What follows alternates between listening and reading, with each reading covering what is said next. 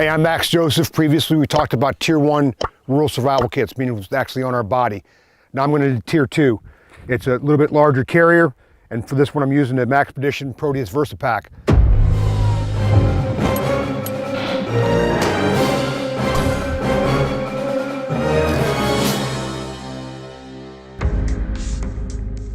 This has enough equipment in here where I could last for several days out in the field if I had to jettison my rucksack, which is our Tier 3 gear. So just going over this briefly, and this is by no means complete, but this is the basics that you would want in your Tier 2 equipment. On my external pockets right here, I have my flashlight, which is dummy corded in.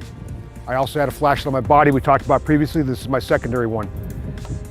I've got my multi-purpose tool, which ideally would be dummy corded in as well.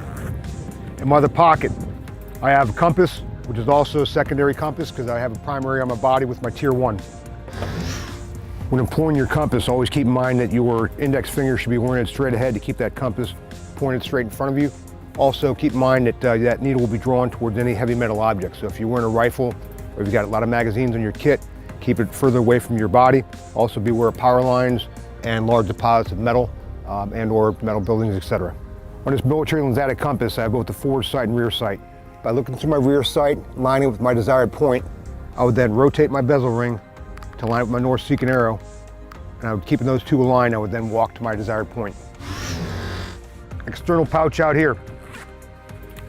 I've got a broken down MRE, and when I refer to broken down, we remove this chow from the main plastic envelope because it's far too bulky. We also jettison those cardboard boxes that these individual meals come in, and we just stick the individual envelopes inside here. Inside the main pouch, the basics here, I've got my cat tourniquet, I've got my Israeli dressing that go obviously right on top where they're easily accessible. Lastly, I have my 15-foot sling rope with 2 locking carabiners in case I need to negotiate any rocks or do any kind of descents. For descent out of helicopters down cliffs, I'm going to employ a hasty ranger seat, and that is tied as follows. I get a bite in the center of my rope. I bring the bite through my legs, bring my running ends through, up and around, cinching it down, making sure it's nice and tight for both safety and comfort when you break. On my left side, I will then tie a square knot, and I will half hitch each side of that square knot for extra safety.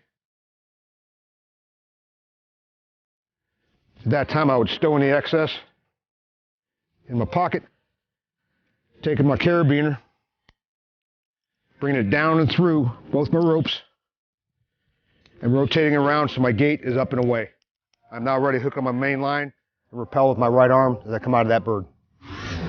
So if I have to drop my main rucksack because of escape and evasion reasons, or possibly I'm getting in trouble in the water where I need to get rid of that thing, my secondary gear, like my Maxpedition Proteus VersaPack here, is great because it stays on my body, but I'm not fully encumbered with the rucksack. I'm still able to run, and I'm still able to sustain myself in the field for several days if necessary.